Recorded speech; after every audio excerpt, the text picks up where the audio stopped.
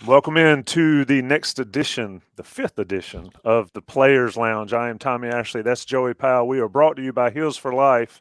I'm going to let Joey explain everything about Heels4Life before we get started. If you're watching this on the YouTube channel, you see our special guest today is Mr. Will Hardy, a Georgia product in North Carolina, playing safety for the Tar Heels. But before we get started with Will, Joey, tell us why Heels4Life is so important for North Carolina football, North Carolina fans, and the entire North Carolina universe.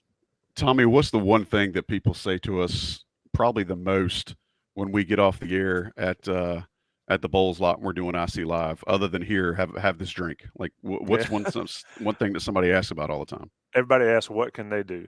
Always ask what can they do. They always Yeah. ask about NIL. And I remember last year we had Graham Boone, the Heels4Life executive director, on the show with us. The very first game against FAMU, we were getting rained on, and Graham was talking about his vision for the organization.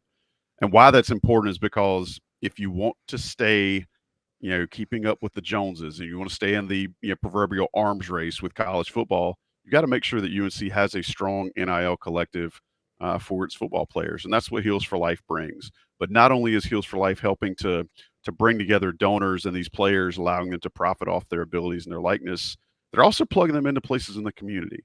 And if you care about what's always been called the Carolina way, and what these guys look like off the field and how they're carrying the UNC brand, then what Heels4Life is doing for these players and for the football program is immense and deserves your support. So go to heels4life.org, heels4life.org. If you're listening, if you're not watching this on the YouTube, but you're listening to it, heels, the number 4life.org. Find out how you can be a monthly subscriber. You can help. You can make a difference. You can help North Carolina compete with all these other schools that, I just saw where, Tommy, I don't know if you saw this, they passed a law in Texas that Texas schools can't be prosecuted by the NCAA as long as they're playing by the rules. I don't know what that means, but it sounds like the most Texas-ish I've ever heard in my life. So all I'm saying, if you're listening to this, if you're a part of this show, if you're a fan of IC, if you're a fan of Carolina football, go to heels4life.org, see how you can be a part of what they've got going on and how they're supporting these guys. And with that said, let's have a peachy show. Yep, absolutely. Georgia product, Georgia peach, See Mr. what I Will did there? Hardy. I That was saw that. perfect. I mean, he's good at that stuff, and that's why I kicked it to him because I'm like straight to the point. Will, what's going on, man? I know you're a busy guy. I appreciate you joining us. How is life here for a North Carolina football fan? What are we, mid-June 2023? What's going on in Chapel Hill? Yeah, I just want to say thanks for having me on. Really excited. But mid-June, we're on the back end of summer session 1, so there's sort of 2 sessions for the school calendar, and so got class every day this week, and then have workouts every day except Wednesday. So we work out 4 times a week, and then next week we got a little break and finals. So basically it's school every day, with workouts every day, and so I leave the place at 6 in the morning, don't get back till 5. So it's basically the spring over and over again. So there's not much of a summer break. The weekends still feel like summer, but it's quick, and there's not a ton of time to break. Well, if it makes you feel better, I was sitting on the beach this morning and watching some big fish be weighed in around lunchtime at the Big Rock tournament. So I took care of the beach for you since you're in Chapel Hill working out. It is funny to me, though. People think college athletes, they think that, they play, they live in the limelight, they get all this, they do this and that. And here you guys are in June, and it's not really hot yet, but it's starting to get hot. Working out, going to summer school, doing whatever you can, starting first thing in the morning. So let's do that. Let's start way back. You come from a family, and I was doing some research before we talked to you, and I'd heard about it during the recruiting process, but you've got an extensive family tree that is extensively football. Mm-hmm. Tommy, can I step on you here? I've got to bring us. I don't know if Will even remembers this. I don't know if Will remembers this movie. Tommy, you've seen Forrest Gump, right? No, I've never seen it. God, no, Jesus. Don't bring that up. Get out of here. Okay. Let me ask a question. Will, have you seen Forrest Gump? Yeah, I've seen it, but if you quote something, I probably won't know it. No, I'm not going to quote it. That when Forrest is talking about, it's like, and my dad was in the war before this, and his dad was in the war before that, and his dad, and does the same thing with Bubba Gump, his mama cooked shrimp, and her mama cooked shrimp. this is what I felt like when Tommy's talking about how many of your people in your family, dads, granddads, great granddads, play football. All right, Tommy, I'm done. Go ahead. God knows. What was it like, Will? What was it like growing up in a family like that? I don't, my grandparents were old, so I never really knew them. But I was looking back. I mean, everybody in your family seems like not only played football, but played it at a high level and played it at a level high enough to win awards. What was that like being a part of that as a young guy growing up? Yeah, I mean, it's been amazing. I'll sort of go down the family tree real quick. So it's really more on my mom's side. My great grandfather played for Mercer. He actually played, I think this is like 1890s. So he played against Georgia in Georgia's very first game. And then his son, so my great grandfather, played at Georgia, was like the first consensus All-American Georgia ever had. Played in the NFL for the Packers, for Lambeau. Won a world championship, which was what they called it. There wasn't even a Super Bowl back then. Also played in the MLB. But I mean, back then, it's sort of easier to do that, I guess. And then my grandfather played at Georgia, and then he had all girls, so it sort of died out there. But then my dad played at Wheaton College, D3 Christian school in Illinois. Played quarterback there, and then me and my brother both playing Division I football right now. He's at Richmond, and so it's been in my blood, in my family ever since I was born. Got the earliest memories of me just being around the game. My dad's also a coach, so like literally, I mean, I was born and my dad probably went to practice right after that. So it's just part of me. Did you have an option? If you'd have popped up and said, "Hey, look, I'm just not feeling football. I don't think I'm gonna do this." I mean, was that even what would have happened if you'd have done that? No, I don't know. I never didn't want to play football. Like they must have just poured it onto me when I was young and just like, you like football, you know what I'm saying? But there's like literally a picture of me at the hospital, less than a day old, holding the football. So it's just, yeah. That's pretty awesome. I mean, when fun fact in my family is my wife's grandfather and then his brothers were the three Davis brothers at Duke. And that's always been a sort of a kind of like I have a little bit of like for Duke because of that, but that was way back before TV. Well, there was a little bit of TV, I guess. But anyway, they were legends at Duke. And it's cool to look back and see like those dudes, they played without face masks. They did not care, and they were something. But anyway, so you're ingrained in football. You start playing football. What are your earliest memories being out there on the field? Mhm. Like I don't know what they call it in Georgia. It was Pee Wee football here. Mhm. What was Pop that Warner. like? Was it Pop Warner down there? I guess. I mean, Pop, that's where he's from. I would imagine it's Pop Warner. Yeah, I mean, it wasn't really called Pop Warner down in Georgia, at least. So I played. So we originally, I lived in Illinois up until I was 5. So my dad he coached at Wheaton where he played. He was the OC there. But I mean, I didn't play. I played maybe flag football when I was 4 or 5. And then we moved down to Georgia. He took a head coaching job at a high school, like a brand new high school. So he was the first coach there. And we joined. So basically, that's Gwinnett County, which is an amazing county, especially in Georgia, but all across the country for football. And so I played tackle football starting there when I was 6 years old. And that was in the GFL, so Gwinnett County Football League. And like, it's crazy. Like, looking back, the guys I played against, I mean, like, there's so many guys from that 6-year-old league that are D1 football players right now. And like, you play them when you're 6, and then you snap your fingers, you're in high school, you're like, dang, I remember that guy. I remember playing that guy. So when you're from Georgia, but especially Gwinnett County, like, there's athletes everywhere. And so some of my earliest memories are playing 6-year-old football. Had a great coach that just like him, his son, just super close. But those memories were really fun. I'll be honest, Will. If you would have answered Tommy's question, considering your pedigree, if you'd answered Tommy's question and said, "Yeah, I was born, doctor slapped me on my butt, and then my dad chained me to a jugs machine," I would have bought it, right? Like, just soup to nuts, I would have bought it. And so staying with that whole catching passes thing, you were a decent receiver in high school, according to the old internet. I mean, what what made you decide to move over to the defensive side of the ball? Because I know you guys talk about it in the locker room. There's a little bit of a difference in mindset between receiver and a safety. How did you get to the point to from where you were catching passes in high school to all of a sudden playing the defensive side of the ball? Yeah, I would say, like, as a kid growing up, I sort of just played like running back because I was athletic. And then once I got into high school, I really dialed in the receiver. And obviously, I went to Christian school, so we're playing both ways. You can't just play offense or defense. You got to play both.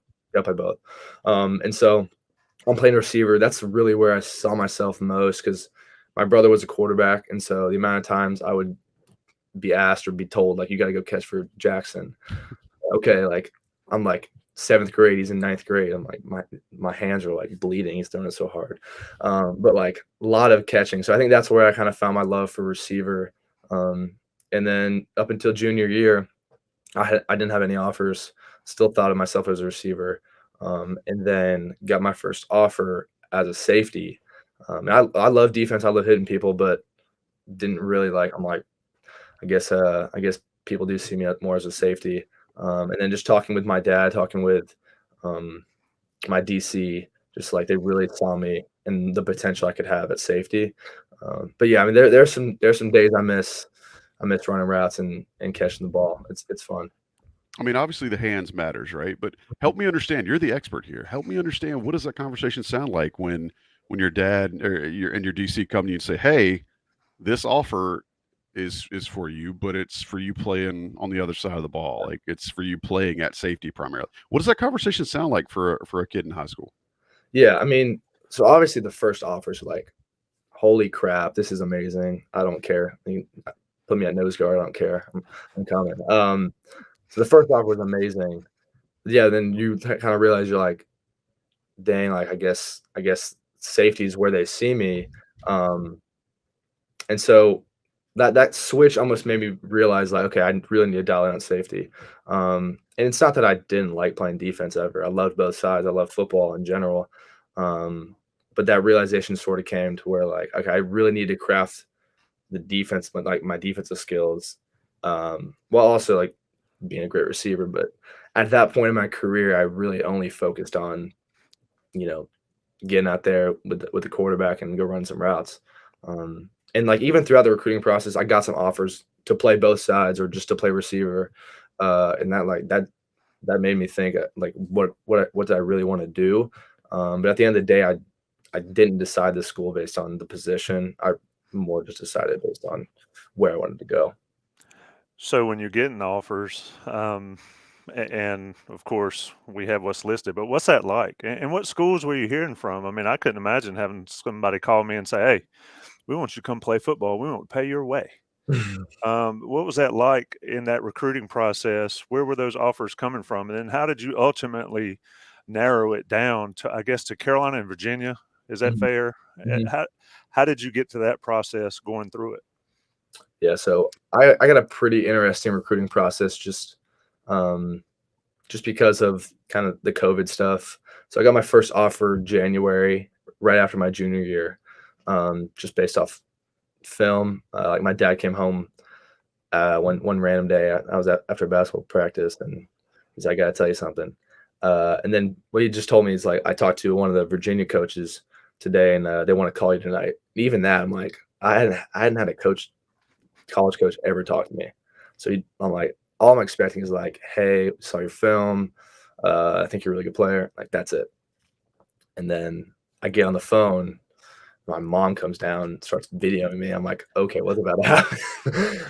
She told my dad, and they offer me. I'm like, not like screaming on the phone, but I'm literally like, just like screaming, not making any noise. But I mean, I was shocked. Because like it'd always been my dream to play football at the college level. I really didn't care if it was D1, if it was D3. Like, I just wanted to go somewhere great and play football. So the first offer was, I mean, it was amazing. It was one of the best feelings ever. And then other schools started rolling in. Like you post that on Twitter, it's like, oh, now other schools start piling in. So I got some like, I got Georgia State, got a bunch of Sunbelt schools. Started to get more ACC schools. And then sort of spring break time, the window to like go visit schools still hadn't opened. It was still like the COVID stuff. And so like April, really like we wanted to go visit schools. Coaches are like, hey, like really want you to come. Like can't really talk to you a ton, but you can come watch the practice. Come like it sort of sucked. So we took a visit. We drove up to Virginia, and then sort of made our way down to Wake Forest. Those two schools stood out to me a lot, and then also visited Georgia Tech. So those three, I think, were the biggest at that point because North Carolina didn't offer me at that point. They were still waiting. They talked to me, but they said like they didn't have a ton of spots. They'd already offered a bunch of guys, and so came to official visit time. So beginning of summer, planned my OV to Virginia, and at that point, I guess I was actually already committed to Virginia. So went on one official visit in the summer to Virginia. Really like their coaching staff.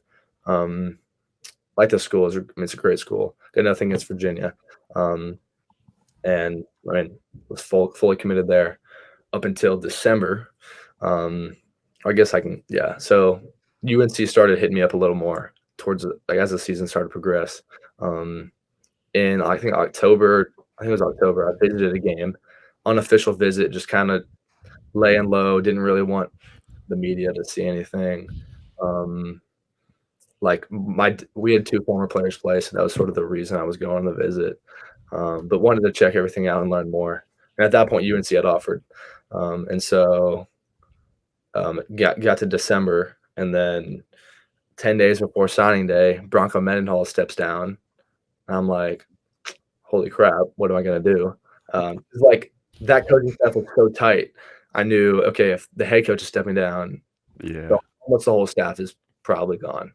And you don't commit based off coaches, but I really like that coaching staff, and that was one of the reasons I was going there. But it was also a reason that kind of let me reevaluate my decision. That day, actually, like before that, Coach Bateman was meeting me at the school, kind of trying to convince me to take an official visit. So it's like the day after, I'm like, all right, I'm coming on a visit this weekend. Went on the visit, loved it. I think UNC was always the spot for me. I had to have a big moment for me to like realize that and for me to change. I really wanted to stay committed, just man of my word. Don't like, being one of those guys that decommits. Really want to stay committed. And then that opened up the window, gave me the opportunity to go and visit UNC. And I mean, yeah, it was a spot. Grew up a UNC fan. All my dad's side is from Carolina, huge Carolina fan. So it's pretty crazy story. Well, I mean, it worked out because during COVID, everything was crazy. Mhm. And you had guys getting offers based on film that had never been to schools and all that, and people committing and all. And then Mendenhall steps down and you do it. And for whatever reason, you wind up at North Carolina. It was meant to be. We'll put it that way. And you end up at UNC. When you get to Carolina, and it's still sort of coming out of COVID stuff, I guess. I mean, it's still a little bit maybe. What is that like when you're in Chapel Hill? You're away from home, because looking at your bio, I can't believe they let you out of the state of Georgia with all of those ties. But when you get to Chapel Hill, just sort of what was that like, that process, getting acclimated to not only Chapel Hill, but being a member of a D1 football school, football team, and going forward there? Yeah, I think one of the things that helped me was obviously my dad, just being around a college football atmosphere. Like he knew what it'd been like. So I sort of had some expectations. And then a lot of former teammates that went to my high school played at this level. And so I had some good insight into what I was getting into. But like, I remember getting here about a year ago, like a year and a week ago, I got here. And just like from the get-go, I moved in the next morning. I'm working out with the team. I had like no idea what I was doing. It's like so quick, but like just from the start, I knew I was like, I gotta work my tail off, gotta work harder than any other guy on this team. The freshmen are sort of split off to the side, so it was sort of a good opportunity for me to like be a leader in that group. and then just outwork everybody. And so I think I did a good job of that. I pride myself on my work ethic, and so those 2 months in the summer really just allowed me to grind and didn't think too much about football, more just about competing and um, winning every rep. So, Will, the schools that you rattled off for us a second ago that you visited, Mhm. UVA, Georgia Tech, Wake Forest, UNC. I mean, that's obviously you're a pretty academic-minded guy, and you value, what education is. How do Mhm. you work that in to coming in? Like you said, you're walking onto campus immediately. You're lifting weights less than 24 hours later with the squad. We know how intense Coach Hess and his staff can be. Oh, and by the way, you've also got class you got to start attending really soon. Yeah. What's that transition like for a guy that, again, you're education minded, you care about academics quite a bit, Mhm. and then also you're just being thrust into this brand new D1 college football, moment of your life. Like, Mhm. what is that like for a kid your age? Yeah, I will say, I mean, it's sort of crazy. Like, look on your phone, texting all your friends from high school. It's like, yeah, I'm living a different life now. The summer's over. I might not have a summer until I graduate now. But no, yeah, it's different. I sort of like how we do it. Like the new freshmen that come in the summer, they'll take one class, and it's sort of a easy kind of welcome to college class. Mhm. So that helped me get acclimated. And then the fall hits. The fall, I mean, the fall is busy. Like you got 4 or 5 classes. Um, I mean, they're as difficult as you make it, right? You can take difficult classes. I try to take really like important classes that meet all the requirements. Um, and so those like that first fall when you're getting home after meetings at 8 p.m. like, "Shoot, I got a test tomorrow." No, you got practice before you got the test. It's like it is sort of crazy. But it's fun. I love it. I love everything about it. So you mentioned a second ago, that was your like welcome to college, transition Mhm. and kind of those are your words. So when was Yeah, your welcome to college moment on the football field? We've talked with yeah, every one of these guys, and it's a question I think Tommy loves to ask, but I think it's a great question. Like what's the moment where you're like, oh, this hits different, both figuratively and yeah, literally? What was that moment for you? We're like, man, we ain't in Kansas anymore. yeah. I think I got a couple moments. Like the very first moment was like fall camp day one. Just the speed of play in like our team periods. Like looking at the sideline, getting the call, bang, they're moving the ball like just quick. And I mean, I got adjusted to it pretty quick, but those first couple of practices were tough. And then like game wise, I'd probably have to go App State. Just insane and like a literally insane game. I'm like, are most college games like this? Because yeah, when you're like 18-year-old thrust into that moment and it's 60 something to 60 something, you're just like, what is going on? And then App State brought the crowd too. So I mean, that was a fun game. So glad we won it because it would be probably the worst game ever if we didn't. Um, and then another big moment for me, I felt like was Notre Dame. Um, sort of that was my first game, I think, really contributing. Um, First tackle against Michael Mayer. Um, cool moment for me. And so yeah, had a lot of crazy moments last year just for a freshman season. Um, but hopefully there's not as many scares this year. Let me ask you about that App State game. I was there. I'm on record. I was there. It was certainly insane. Yeah. Glad you didn't read about me later. It was quite the adventure not working that one. But anyway, coach looks over and says, "Get in there." Mhm. What's that like? Because like you said, it is absolutely nuts. Yeah. And they're like, "All right, I 31, want to you're say it in." was a million degrees too, right, Tommy? It was hot. 12 o'clock. That was like a 4.5 hour game or something. It was. Um, but yeah, so I'd been like starting in the 9 package, which is like a third down package, so 6 DBs on the field. But we didn't want to show it really against FAMU. So I think like we had one play with it. But other than that, against FAMU, I was like special teams only. And so like first half, I went in a couple times, and then we had a lead, so players are getting comfortable, pressure's kind of dying down a little. And then the later and later the game got, the more the defense was on the field, especially. But I mean, I was excited. It was a cool moment. You kind of like you're on the sidelines in an intense moment. You blink for a second. You're like, dang, this is pretty cool. Just the amount of, I mean, like there was a lot of pressure on the moment, but like at the same time, it's like pressure's a privilege, and just sort of like to be able to play in one of those moments was pretty cool. So I asked this to Drake, I think, when Bryson catches the onside kick. Tell me what the sideline's doing. I'm one of those guys that like think of every situation. Like if we're up 14 points with 10 seconds, I'm like, guys, it's not over. Like we gotta lock in, just finish the game. And so I think what were we up at that point? It was 1 point game. We're up, yeah.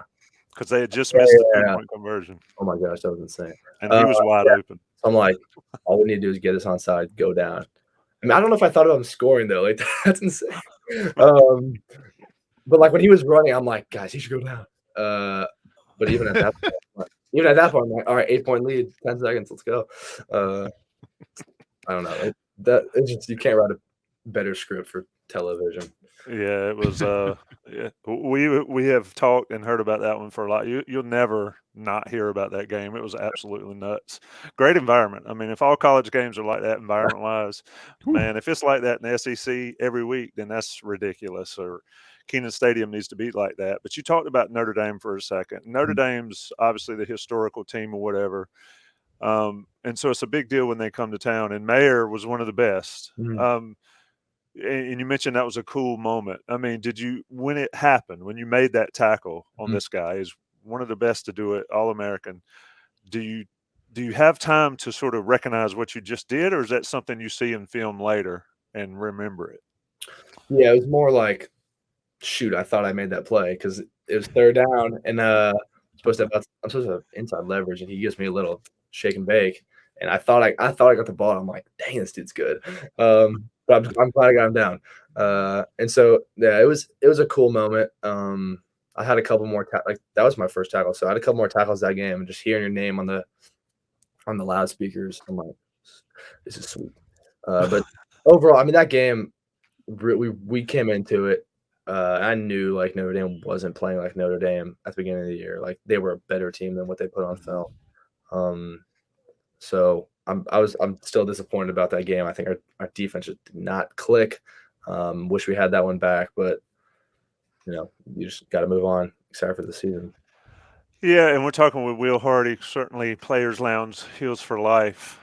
Will, let me ask you about a gigantic moment, and that was at Duke, and certainly that was another insane game, and your play at the end certainly wrapped it up. But just sort of walk us through that play there. One thing I tried to do with Drake is ask him, do you remember specific plays and walk us through them? Like the play call, what you were supposed to do, what you did, and all that. Just set the stage there in that Duke moment, because as North Carolina fans know, if you don't intercept that ball, yeah, who knows what happens? Who knows?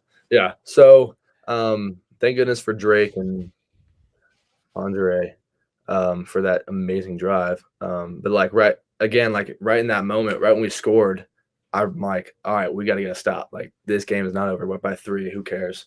Let's get a stop. And so I'm pretty sure there was around like 30 seconds left. We throw the defense on, throw the dime package in. And so we're playing, I mean, base, like we're playing zone, we're dropping, sort of letting them get underneath routes. We're not going to try to jump anything. And then at that point, there was probably I think it was around 10 seconds left. And they were around the 50-yard line, right? So out of field goal range, probably had one more play, but they're not going to throw a Hail Mary yet. But basically they need 10, 15 yards to maybe get in field goal range or to have a better opportunity at Hail Mary. So the call we called was basically, I actually was moved out of corner for that call. And so my job was basically to sort of let one go in front of me, right? Play underneath one and just sit and wait for 2 coming out. Like if 2's not coming out, I'll keep climbing. But I knew like that's what they want to hit. They want to hit a little out route, 10 yards, 15 yards, and just get a couple more yards. So I'm running with one, and right when I see two come out, I'm like, boom, eyes to the quarterback. This ball is coming my way. And I think I tell people I think I would have had the pick, even if Noah didn't get a hand on it. But who knows? I'm glad he did. But yeah, it was a great call by Chiz and good play design.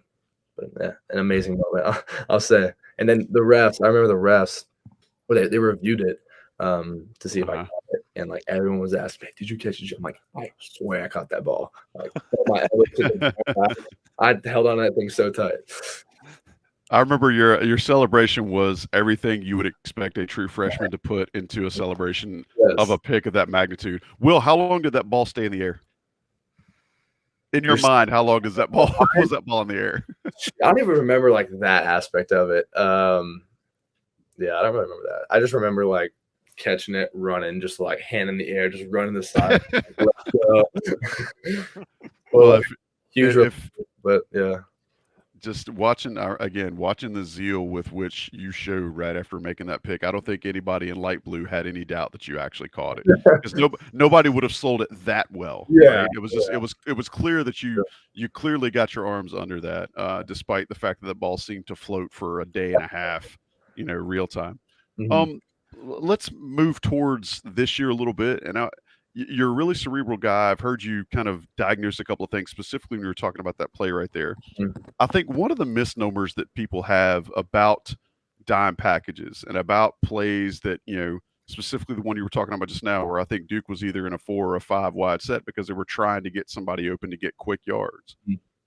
I think there's a bit of a misunderstanding between, fans and the game and guys that play the game and what an actual dime package is. Yeah. It's not that you're giving up, anything in front of you. It's just it puts you guys in more position where you have to make decisions, correct? Yeah, I mean, our dime package was it's basically our third and long package last year. And a lot of the coverage we had really worked. But I mean, at the end of the day, some of the mistakes, it's not on the call, it's on the players. Like at the end of the day, any call you throw out there, we should be able to make a play, unless it's some crazy sort of drawn up play. But yeah, I think the big like thing for me this upcoming season is really like understanding the why behind every little detail, and also like how every single position ties in. So like, why am I dropping down? Why am I rolling down on this? Oh, it's because the linebacker's blitzing opposite, and just like every little detail. And so understanding like concepts, not just memorizing things, is going to be huge for me this year. So I think something that a lot of fans thought last year, and we saw it on our message boards, and you guys heard it in post-game press conferences, and I'm sure you heard it in film study, is that you got 9 guys doing the right thing and maybe 2 are off. Mm-hmm. You've got 11, you got 10 guys doing the right thing and maybe 1's off, or you got 11 guys and somebody takes a bad angle, whatever. How do you guys get that changed this year? What are you going to do differently, or what have you guys done differently, both in spring ball and now as you guys are working through the playbook going into August? What are you doing differently this year to try to tighten some of that stuff up? Yeah, I think that's actually one of the things that coaches are working on the most, is kind of getting everyone to understand the why and the big picture. So we're meeting more as a unit, less just like installing on just based off positions. We're trying to like intro everything for the whole defense, so everyone understands. So I understand what the D line's doing, so the 3 tech understands what the corner, and just like the whole thing's got to connect. And so, yeah, that's one of the big things. It's also just communication and accountability. I mean, at the end of the day, people can tell you what to do, but like you gotta do your job. You gotta trust that you doing your job will allow other people to make plays, even if it's not coming to you. So, how difficult? That's a great. You led me to my question. How tough is it for guys that have been so good throughout their entire lives, college athletes, to get to we'll say football, college football, and understand that I might not make the play, but if my guy makes the play and I do exactly what I'm supposed to do, then that's all that matters. How tough is that for players? I mean, you're still a young guy. How tough is that for young men to figure out that it doesn't always have to be about me? All I got to do is do my job. If somebody else makes the play, it's all good. Is that a difficult thing? Is that something you see? And I'm not talking about specific guys at North Carolina, but just in general in sports. Yeah, I mean, I think it's really difficult because naturally, as humans, and even told through social media, it's all about you. It's all about you. It's all about you. Especially in the recruiting process, like it's 100% all about you. And when you get here, you're going to play and you're going to make plays. And so it's like for a freshman coming in, when you're told how much someone loves you, you expect you expect to make plays, you expect to get on the field early. And so I think people do struggle with that. I mean, obviously, I want to make plays, right? But you got to do what's best for the team. And so that takes some realizing. But I think the more you're in the team, the more you realize, like, dang, this thing is so much bigger than me. And so, like, anything I can do to help this whole program win is way more valuable than anything I can do just to help my success. And the more we win, the better you're going to look and the more publicity you're going to get. And so, I mean, it all works together. Yeah. I mean, Drake understands that. You know, he could be great, but if the team stinks, Mhm. you know, who cares and all that stuff. And it's an interesting dynamic there is they always say it's all for the team. Well, when you're in it, like you are now, it is. And if Mhm. it's not, then it doesn't work out. Looking towards this year, and and let's be honest, statistically, you were part of a really bad defense statistically. Mhm. Now, I can sort of say that those numbers aren't the whole story and certainly not the talent story. But how have you seen the coaches? Chiswick talked about in spring ball about they reevaluated everything they did too. Mhm. You've been in it a year now. How have you seen the change in mindset, not across the players, not only across the players, but just the whole program in general, that we got to get this right. We got to Mhm. be better if we want to have success. Because last year, 9-1, and on the edge of something really special. Mhm. How has that transformed into summer of 2023 around the program? Yeah, I mean, I remember Chiz in the very first meeting, like post Oregon game. So we're coming back and it's like January. I mean, he says like 100% his belief we will be the most improved defense in the nation. Like, there's no question, and I fully believe that too. And that's going to come because of what we're doing. It's not just going to like, okay, I mean, we were bad, so we must be. No, we're going to freaking work the hardest and improve the most. And I've seen that mostly through just like the accountability aspect. Things that used to slide, don't like, are getting called out now.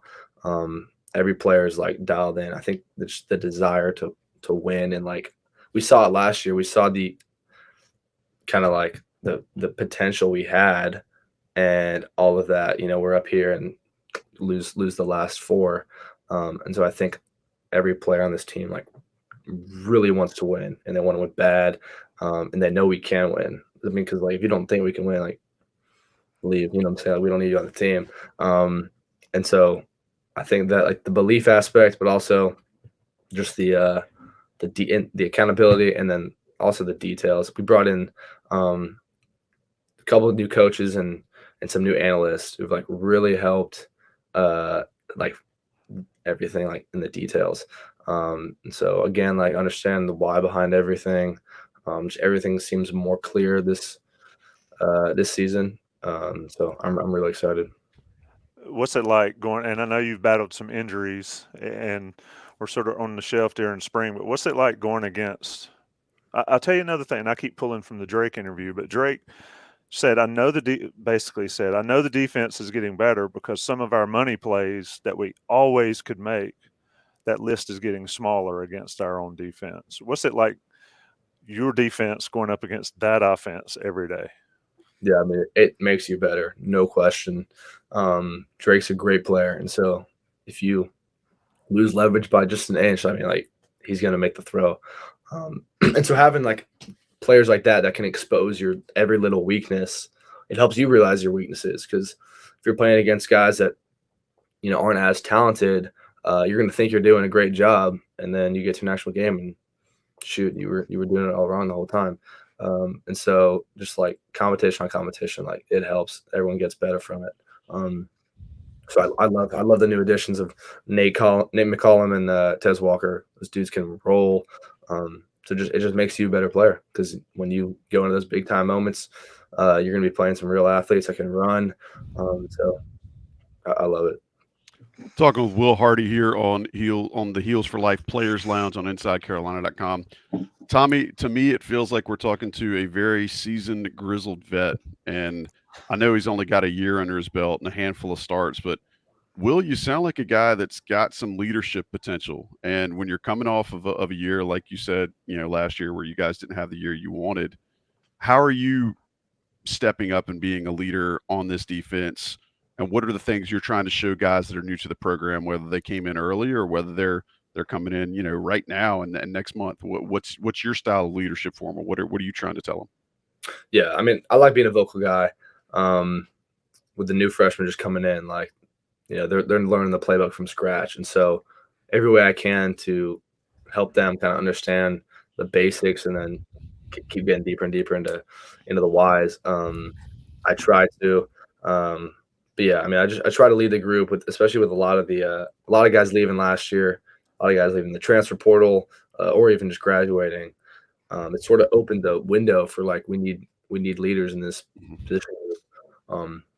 So I mean, that's been one of my biggest goals this year, is to become one of the big leaders. I think it was sort of hard for me being injured, to lead, like to really become a leader on the whole team. Just wasn't participating in workouts.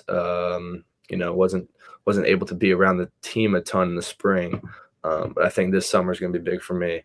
And then obviously fall camp this season, I'm trying to lead as best I can. Well, and again, another veteran move. You did it for Tommy earlier. You're doing it for me now. You're leading the interview to the next question. And you mentioned the transfer portal. Mhm. So one of the things we've talked with your teammates about so far on the Players Lounge is who's going to turn some heads, or who's a real one, or who's the guy that people are going to absolutely, snap their heads at when they see him in a game. Mhm. The name that keeps coming up is Elijah Hussey. Yeah. And so that's your boy. You guys are in the same, you guys are in the same side of the field. You're back end guys. Tell me right now, your impression of Elijah Hussey, and is he, as advertised? Yeah. He's a baller.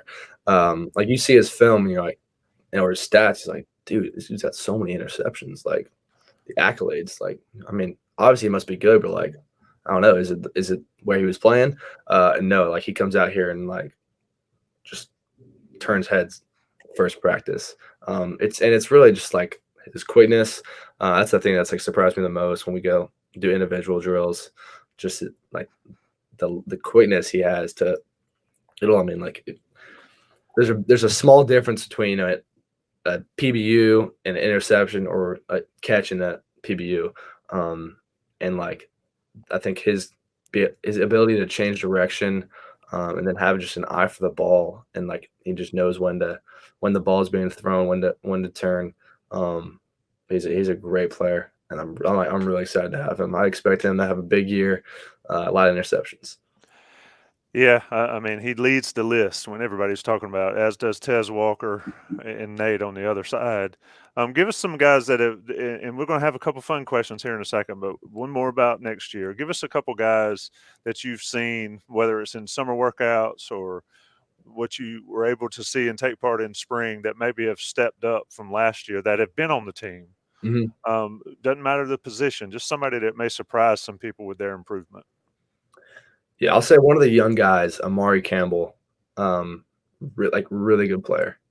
And I know there's, we got Sed and Power, who like didn't miss a snap last year, but when there's an opportunity and one of them needs a break, he's gonna be a really good player for us, especially once they leave.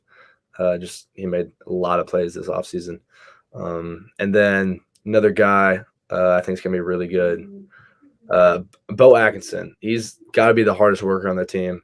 Me and him are buddies. We're really close, but we sort of compete with who's working the hardest. He's strong. He's he's powerful. He's gotten a lot quicker, a lot more mobile. Really working on the details.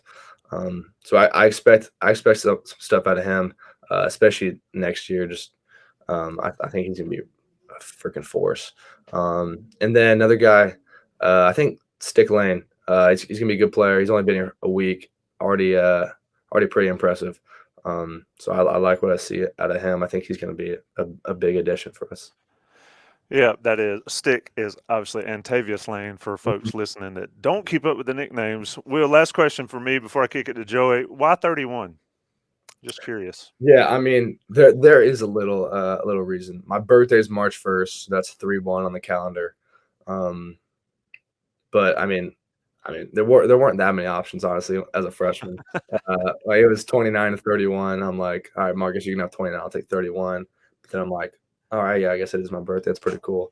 And then even like in the off season, there was some opportunity to like change my number. Like, nah, I've already I feel like played enough to where I think 31 that you can sort of tell Will Hardy's number 31. And obviously it's the player that makes the number, not the number that makes the player. And so I sort of like having one of those, not single digit numbers, and kind of gives me a little edge. So all right, let's do a little go ahead, Tommy. No, I was going to say, parents, who gives you the hardest time? Your father that's a coach or your mom? Who's the more critical? My mom, for sure. Everybody says that. It's always that way. I mean, it is hilarious. Anyway. She'll be listening to this tomorrow. Be mad at me. She'll probably tell Hey, man. Mom, blame me. Mom, you can blame me. I asked the question. Hey, I didn't tell her I was doing this because I knew she would have been like, hey, make sure you do this. Make sure. Look, man, they bring you into this world, they can absolutely take you out. So you're right. All right, so let's play a little word association before we let you get out of here. Okay. Favorite place in Chapel Hill to eat? Ooh, I'll go Sup Dogs. It's the best tasting food. Not healthy for you, but what do you get? What's your go-to order? I'll get like the I don't know what it's called, but it's like a burger with like French fries on the burger. Oh, it's a very Pittsburgh thing. Okay. All right, so I know I said word association, then I asked you a question. Let's do word association. I'll give you one word, you give me one word back. All right. Gene Chizik. Dedicated. North Carolina. Tar Heels. Peach dessert. You said beach? Peach. Peach. Oh, like peach cobbler. Okay. Well, I'm going to try to tweak this a little bit. You get the auxiliary plug. Country music. All nice. Right. Chris Stapleton. Shoot. What's my favorite Chris Stapleton song? Joey, you should probably leave. I don't even know. Why should I leave? No, that's a song. That's a Chris Stapleton song. Oh, I thought you were okay. No, look. Oh yeah. Will you'll learn. Tommy's always trying to either murder me or get rid of me in a show or on a radio show. So I've got the mute button. Who's your favorite? If you're going to listen to not me, not us, but if you were going to like right now on your phone, if I punched up your music on your phone, what comes up? Just because it's summer, probably Kenny Chesney. Seen him in concert? Yes. It's a pretty good concert. Yeah, he's amazing. Yeah, it's little guy puts on a show, that's for sure. NFL team. Falcons. Georgia Bulldogs. Coached by Carolina guy. That's you gotta love that. Yeah. Also, we didn't mention, like, how did you get away from Georgia? Did you just want to carve out your own path? I mean, they didn't talk to me. Georgia Tech I showed them a little interest, but my grandpa never would have let me go there. Yeah. Yeah, you can't set those family ties on fire. All right, last thing. What does Will Hardy want to be in the future if he's not playing football? What are your goals outside of football when you get older? Yeah, so right now I'm on the track to get a business degree. Don't really know what I would want to do with a business degree. Also going to get like a coaching education minor. So I've always had an interest in coaching. Just been around it my whole life. So something in the business realm, maybe something with finance, possibly real estate, or go into coaching. So no sports announcing. You can come on and do this. I need a new host. I mean, I need a. See what I say, Will? See what I say? The man's check this out right here. Look right here. I can slide your picture up here and just put his off. Give me a mic. Hey, maybe we can do it sometime. That is Will Hardy. Will, we do appreciate you taking the time this evening to talk to us. I mean, Heels4Life is fantastic for you guys. They've been good to us setting up these interviews so we can talk to you. So shout out to Graham and to Jacob, and appreciate Joey joining me to talk to you. I mean, it's always fun. One thing I've tried to do, and I said before we started, and I hope we've done that for people listening, is I always tell people about college athletes. They're just regular students that can play a sport. They got a good talent. So just sort of throw it out. I'm gonna throw it back to you to send us out of here. I asked Drake what he wanted to be seen as walking around on campus. And it's sort of an interesting question. He's like, I'm just a regular dude. And that's what all you guys have said. Just sort of, what do you say to your fellow students, to the fans and all, when they think of Will Hardy, the football player? What what more is Will Hardy than a football player? Yeah, I think the number one thing is I'm a son of God, right? My faith is super important to me. So I want that to be seen in every setting I'm in. And then also, like, I mean, I want to just meet people and be one of the nicest guys on campus. Don't want people to sort of like see me as a football player and just assume something about me, like, okay, he's probably not going to talk to me. Want to connect with people, and just want to meet people and not be afraid to make connections, because you never know down the line. The students you're taking classes with probably gonna end up being my boss. So. That's pretty awesome, man. Again, appreciate your time. Appreciate Heels for Life. Joey, anything left, my friend? I don't want to leave you hanging. I know you like No, to not at talk. all. Hey, man, you did it. I don't know where you get that from. You just wrapped the show really well, and again, more of Will and less of us is always a good thing. Will, we appreciate your time, man. Wish you nothing but the best of luck this coming season. And hey, next time you get one of these picks and you streaking across the field, just take the ball and flip it up to Tommy, and All right. he'll hold it up there for you. All right, Mr. Hardy, we appreciate it. Hope everybody enjoyed it. Be on the lookout for more of these. We've got 5 or 6 more over the course of the summer. I think Miles Murphy Yes, is on sir. tap for next week. So folks, be on the lookout for that one. Should be a fun one with Joey and Taylor Viplis. That's Will Hardy. I'm Tommy Ashley. That's Joey Powell. It's been the Players Lounge. Thanks, folks.